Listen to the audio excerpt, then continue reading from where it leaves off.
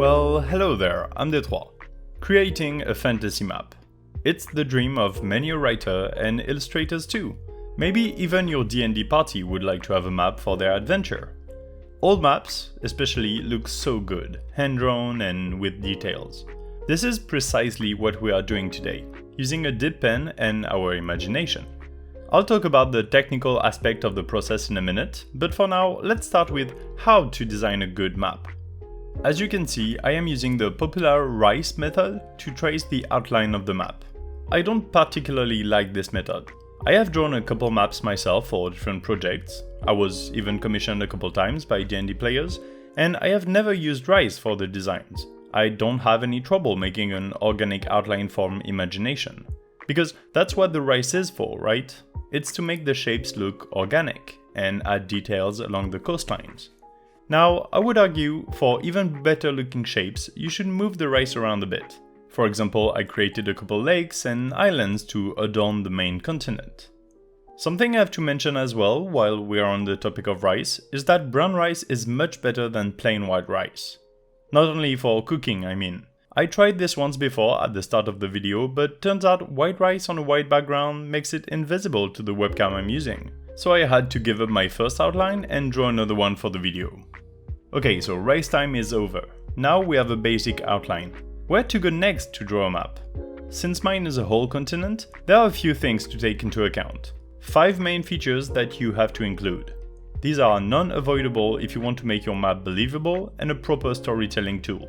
The 5 features are mountains, rivers, forests, cities and roads. In any context, but especially fantasy, these have to exist. Mountains and forests can be discussed, but in order for a map to be drawn, there has to be a civilization. That civilization has to have cities, which means roads between them. Another important point is that for all of history, cities have always been built close to sources of water, lakes, rivers, or the coast. By this point, I'm assuming the map we're all drawing is based in fantasy, so a medieval kind of setting. Not all the land is built upon, so mountains and forests are still in their natural state, and shouldn't be too sparse. Now, another good point to mention when designing the map is that where there are people, there should be fields. Agriculture is a key point of any civilization. Plan for fields next to your cities. These are the basic points you should keep in mind from your map to make it convincing. I have a few other tips I'll give you along the process, but for now let's talk technique and style. Old maps are cooler looking than recent ones. Because they are hand-drawn, they are full of tiny imperfections, and these are what makes an old map look good. For this reason, I am using a sheet of thick paper with large grains, so my line art is not too fluid. I am also using a dip pen. I might be wrong, but I think it's the first time I used this dip pen in a video. I've had it for nearly 20 years if you can believe, and this may be the first time you see it. A dip pen is what people used before there were cartridges. You may have seen school benches like that before with a hole in which you put a pot of ink. This is because every time you want to write, you need to dip the nib of the pen into the ink. You can see my bottle of Black Indian ink in the top left there, and I'm using the bottle cap as my dipping pot. If you ever use a dip pen like this, my best tip for you would be to remember there is ink in the cap before you put the cap back on. This led to a disaster with a huge puddle of ink on my desk at some point, and now my drawing mat is stained. Anyway, the dip pen is an incredible tool for this kind of old map illustration. The lines are scratchy, sometimes they bleed too much, and sometimes not enough, just before you run out of ink.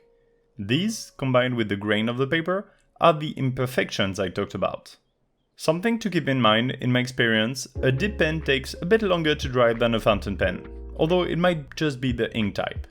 In any case, be careful to not put your drawing hand directly on the fresh ink on the page.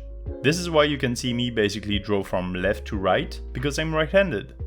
Second tip to make your map organic and believable: simplification and scale.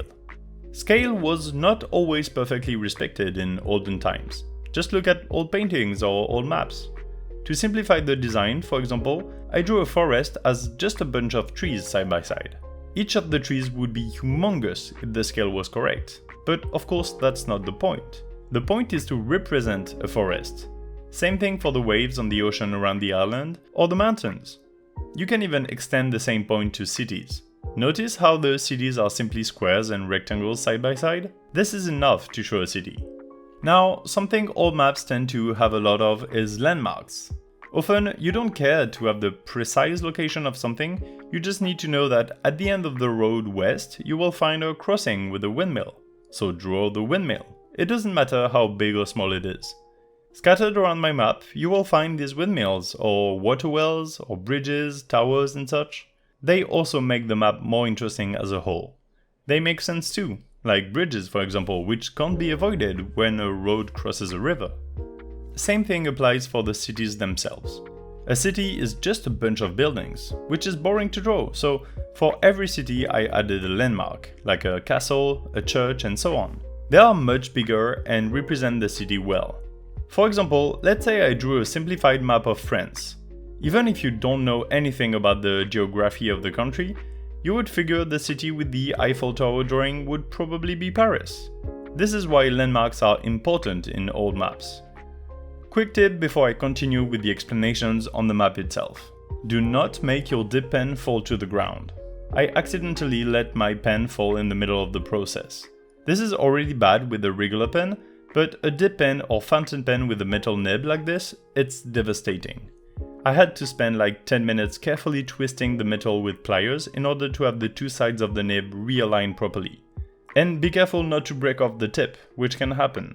Even then, after I did what I consider a good job with it, the feeling of the nib was a bit different. The angle of the tip, the alignment, the thickness of the lines for a given pressure, something wasn't quite the same. I eventually found a semblance of familiarity back, but it took a while. Back to the map. You may have noticed a bunch of small lines weirdly arranged in the middle of or next to cities. These, of course, are names. A proper map should have the name of the places it shows, of course. In this case, I opted for a made-up language with made-up symbols because why not? This is just an illustration for a video, it's not the map for the setting of my fantasy book or a commission or something. I could have done a better job with naming, however I remembered it basically at the last moment, which is why it's hard to see exactly where the names are. They don't pop out enough. This is okay, I will clean up everything in Photoshop afterwards. You will see the better version at the end of the video. Basically, you want your names to be on white rectangles without borders, large enough to pop out and not be mixed with the rest of the details.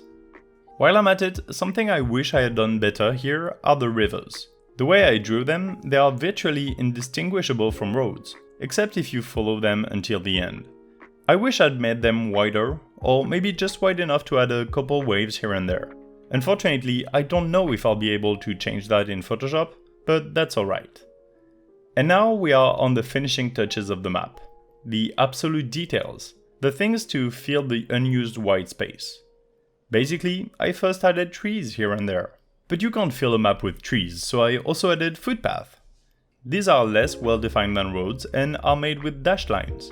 They make sense, because there are many landmarks that don't have a road connecting them so far.